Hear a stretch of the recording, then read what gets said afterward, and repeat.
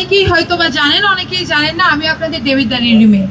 যখন আমি জানতে পারলাম গাড়িটা আমার দেবিদ্বারে আসছে ভাই, তখন তো মনে হচ্ছে গাড়িটা আমি নিজেই পাইছি। সো আমাদের মিঠুন ভাই যদিও পাইয়া থাকে, আই রিয়েলি ফিল দ্যাট যে গাড়িটা আমি পাইছি। আমার দেবিদ্বারের কেউ একজন পাওয়া কিংবা আমার কুমিল্লার কেউ একজন পাওয়া মানে আসলে রকাপু পাওয়া।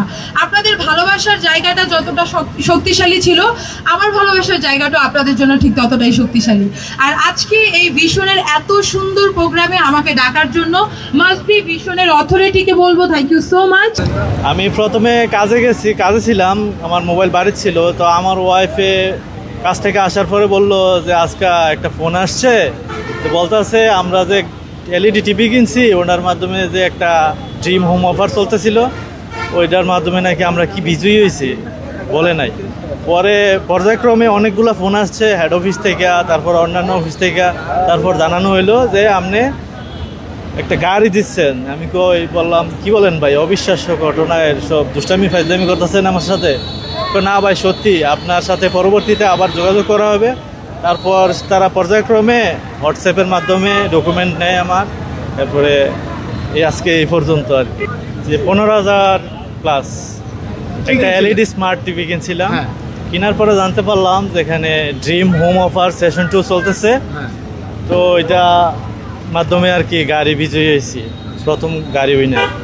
বলছে যে প্রাইভেট কার। আপনার এই প্রাইভেট কার পাওয়ার পর আপনার কেমন অনুভূতি মনে হইতেছে? এটা কেমন জানি স্বপ্নময় মনে হইতেছে, যে কোনো সময় জীবনে লটারি পাই নাই, এই ফার্স্ট টাইম পাইলাম, অবিশ্বাস্য মনে হচ্ছে। আচ্ছা, আপনি পেশা কি করেন? আমি কাঠের কাজ করি। আপনি কাঠের কাজ করেন? আচ্ছা, তাহলে আপনি এই প্রথম আপনার এই গাড়ি পাইছেন? যে আমরা নাকি একটা গাড়ির লটারি জিতছি, আমরা তো বিশ্বাস করি নাই। তারপরে এখানে আসলাম, আসার পরে দেখলাম ওনারা আমাদের জন্য ভালো একটা আয়োজন করেছে, আমরা একটা গাড়ির লটারি জিতছি। আমরা তো অনেক খুশি, ভিশন এম্পোরিয়ামকে অনেক অনেক ধন্যবাদ। বউ কি আছে সাথে? কয়টা? গাড়ির সিট 5টা, বউ একটা, হয়তো পোষাইল না। কই সে? বৌদি আসো না। আর কে আছে সাথে? আর আমার ছেলে। এটা পাওয়ার পেছনে আসলে তারই অবদান, তার কারণে এটা ক্রয় করা, টিভি ক্রয় করা, টিভি ক্রয় করতেই আসে দেখে অফার চলতেছে, আর অফারের মাধ্যমে আজকের অর্জন।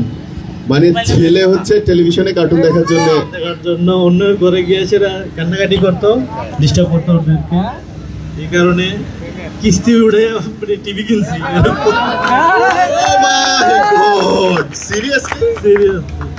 সিরিয়াসলি আসলে ছেলের জন্যই আমাদের টিভি কেনা, ও খুব কান্নাকাটি করে কার্টুনের জন্য। আমাদের আগে একটা টিভি ছিল, বন্ধুর ঘরে গিয়া নিজের টিভি ছিল, ওটা নষ্ট হয়ে গেছে আর কি, নরমাল ছিল তো এটা, তারপরে এটাই কিনা। কোন কোম্পানির কাছ থেকে কিস্তি নিছো তুমি? তার আগে এটা বল দাদা ভাই, বিয়েটা কি প্রেমের বিয়ে না সেটেল ম্যারেজ? হ্যাঁ, ওহো, কতদিন লাগছে পড়াইতে? এত সুন্দরী বউ, এত সোজা হিসাব নাকি? এটা আসলে অ্যারেঞ্জ আবার রিলেশনের। ও বুঝছি, যা বুঝার বুঝে আলাইছি। প্রপোজ করছিল কি আগে? না, অবভিয়াসলি আমি। বৌদি কি বলে প্রপোজ করছিল? আসো না, এটা দাঁড়াই আমি তোমার বউর পাশে। হ্যাঁ, কুমিল্লার মানুষ হচ্ছে দিল আবার ঠাস। বৌদি কি বলে প্রপোজ করছিল?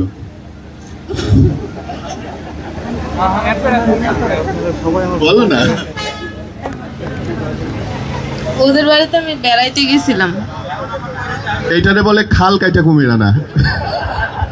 তারপর ওইখান থেকেই শুরু, আর বাকিটা বলা যায় না।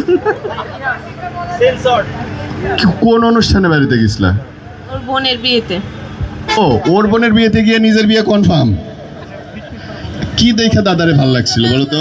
আত্মীয় হয় আর কি, আমার কাকির বাবার বাড়ি আর কি, আমার কাকি ওর পিসি লাগে আর কি, তো ওই সূত্রে যাওয়া, ওইখান থেকেই ভালো লাগা। বাকি ফোন নাম্বার নিছিল আগে না আপনি? ফোন নাম্বারটা কেমনে নিছিল দাদা বলো না? ফোন নাম্বার নেওয়া নিয়ে কাহিনী আছে। কে দিছিল? কে দিয়েছিল? আমার পিসাতো ভাই।